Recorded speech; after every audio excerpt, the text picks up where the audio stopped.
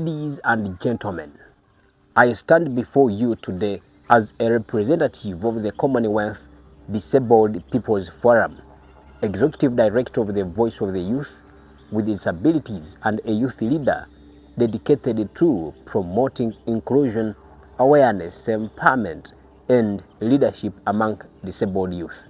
My name is Kihembo Wilbert from Uganda, and it is an honor to be here in New York at COSP 16, finally able to deliver this speech in person. My journey to reach this point has not been without challenges.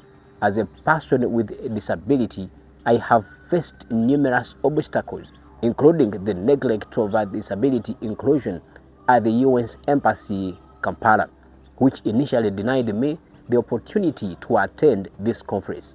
However, I persevered, and with the support of my colleagues, I was granted a second interview, which led to the approval of my visa. This incident serves as a reminder of the hurdles that many youth with disabilities encounter on a daily basis: communication barriers, discrimination based on physical appearance, and the consistent struggle for inclusion. It is crucial for us to address these challenges head on and work towards a more inclusive society. One significant aspect of fostering disability inclusion is providing disability equality training to business leaders and public service professionals. We need to educate doctors, nurses, civil servants, social workers, teachers, and lecturers about the shift from a medical to a social human rights approach to disability. By raising awareness and promoting disability equality, we can challenge stereotypes and prejudices that exist within our communities and institutions. In my rural areas, such as my hometown of Kasese, the situation is even dire. The isolation and depression faced by youth with disabilities due to lack of understanding and support are very alarming.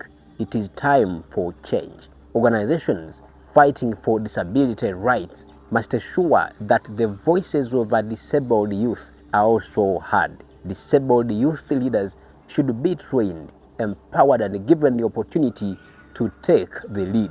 Commonwealth Disabled People's Forum has been organizing youth leadership training since 2021, and this year's training will commence in September.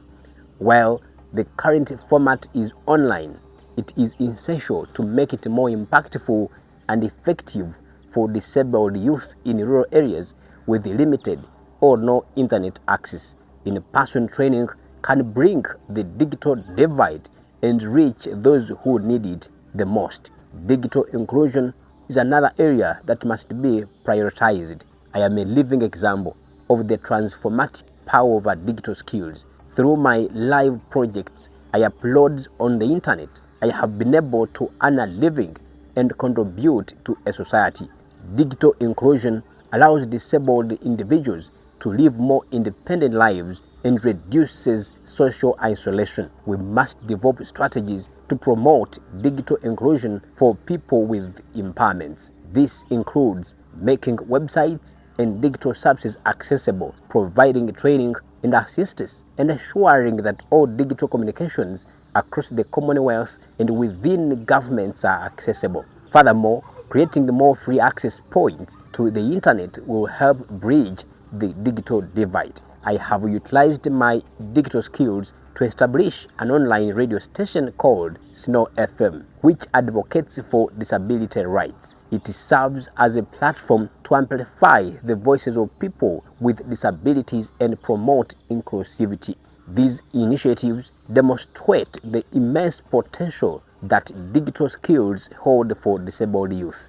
As I conclude my speech, I want to emphasize the need for a mindset shift. We must believe in our capabilities and challenge the limitations imposed by societal barriers. True disability inclusion cannot be achieved if our minds remain constrained. Let us embrace a mindset that recognizes the abilities and potential of every individual, regardless of their disabilities. Together, let us work towards a Commonwealth that values and embraces disabled youth involvement, awareness, empowerment, and leadership.